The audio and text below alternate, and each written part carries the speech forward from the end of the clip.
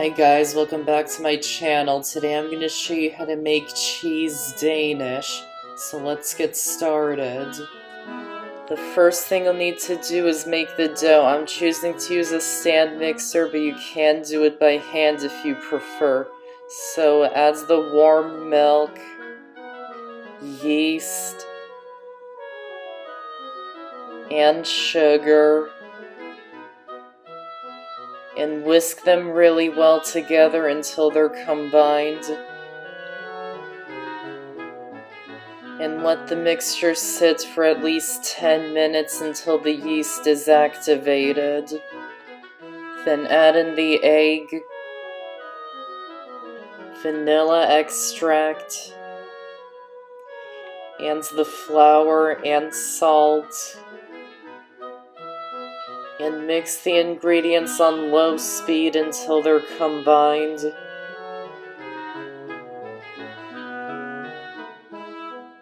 And once they are combined, keep the mixer on low speed and let it knead the dough for another 3 minutes.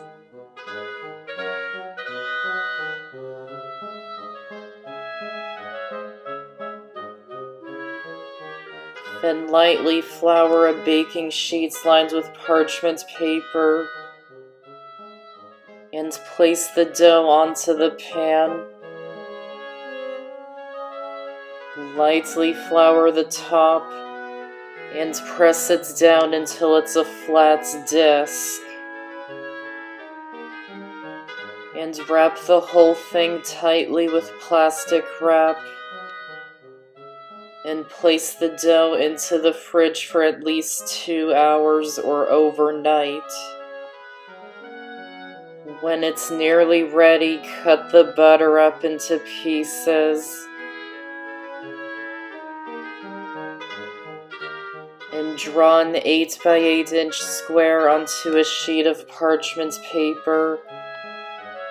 Flip it over so it doesn't get onto the butter.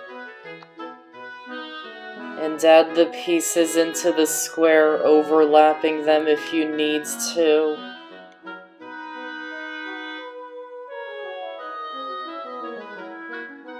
Place another sheet of parchment paper on top. And use a rolling pin to roll all the pieces into one big square. It's okay if it goes over the lines.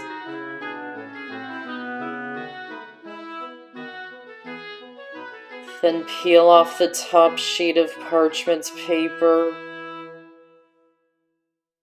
and trim any butter that has gone over the edges and put them into the center on top. Place the sheet of parchment paper back on top and roll it out again until all the pieces have stuck together.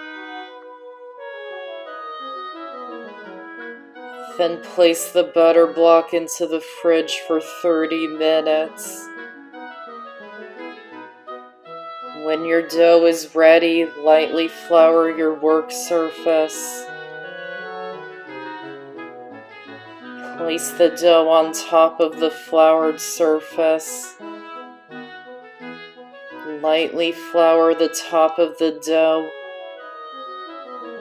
And roll it out until it's about 18 inches long and 12 inches wide.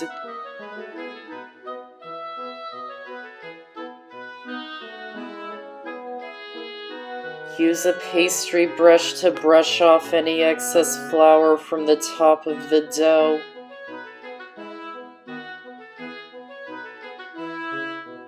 And when your butter block is ready, remove it from the fridge and peel off the top sheet of parchment paper and cut it in half.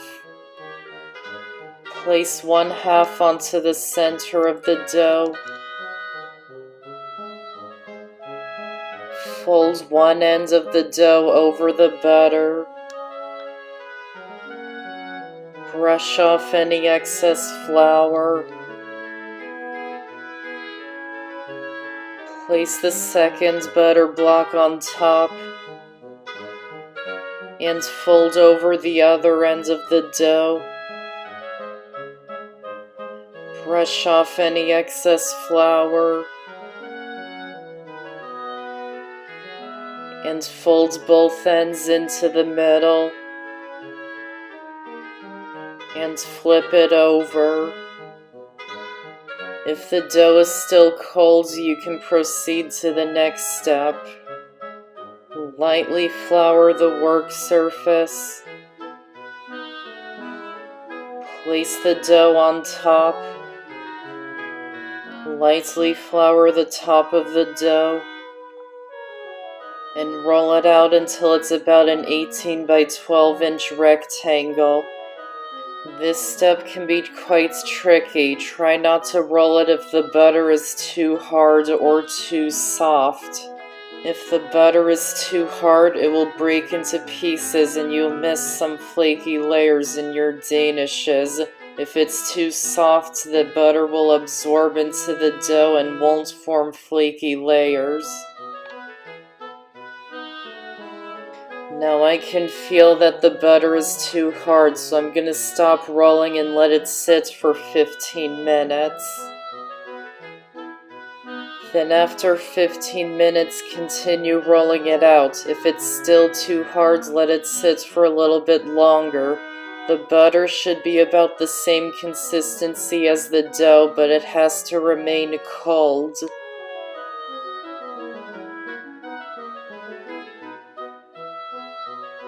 Then fold the dough into thirds, making sure you brush off excess flour.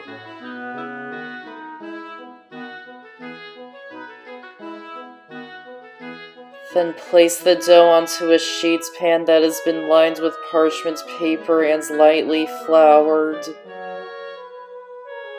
Then wrap it in plastic wrap and place it into the fridge for 30 minutes.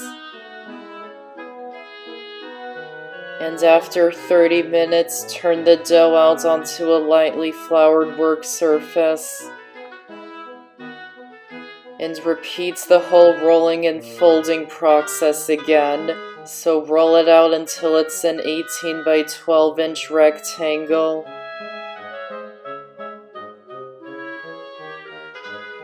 Fold it into thirds, brushing off excess flour.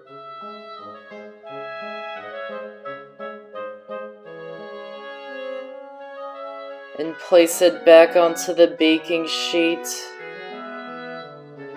Wrap it in plastic wrap and place it into the fridge for 30 minutes. And you have to repeat the process again 2 more times.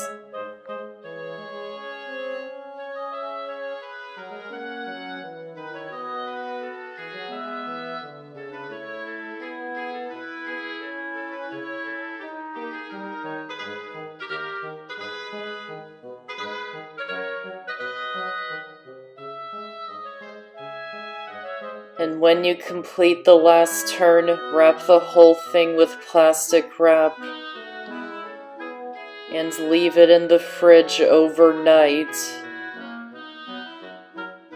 Once it's been in the fridge overnight, place it onto a lightly floured work surface and cut off pieces of the dough, making the pieces slightly bigger than a golf ball. And roll the pieces into a ball and make a well in the center for the filling. And continue doing that until all the dough is used up.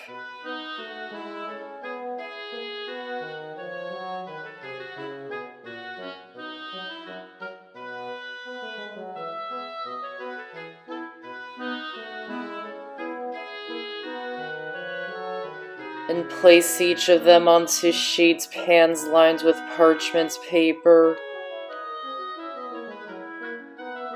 Wrap them in plastic wrap or clean kitchen towels. And let them rise in a warm place for about an hour until they're puffed but not doubled in size. While they're rising, you can make the filling. So in a medium bowl, add the softened cream cheese, sour cream, sugar, and egg yolks, and beat them with an electric mixer on medium speed until they're smooth.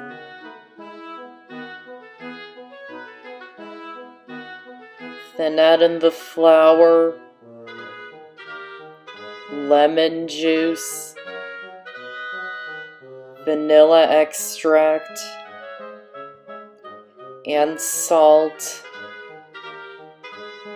and mix them in by hand until they're combined.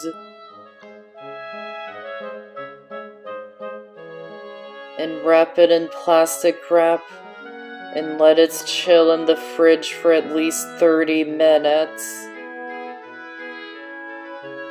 Then preheat the oven to 400 degrees. And once the dough has risen, use your fingers to make the well deeper, being careful not to deflate them.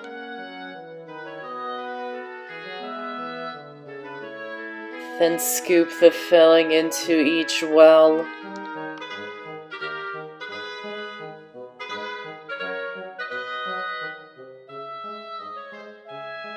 Then add a tablespoon of water into the egg whites that we separated from the yolks for the filling, and beat them together until they're well combined. And brush the egg wash onto the sides of each Danish.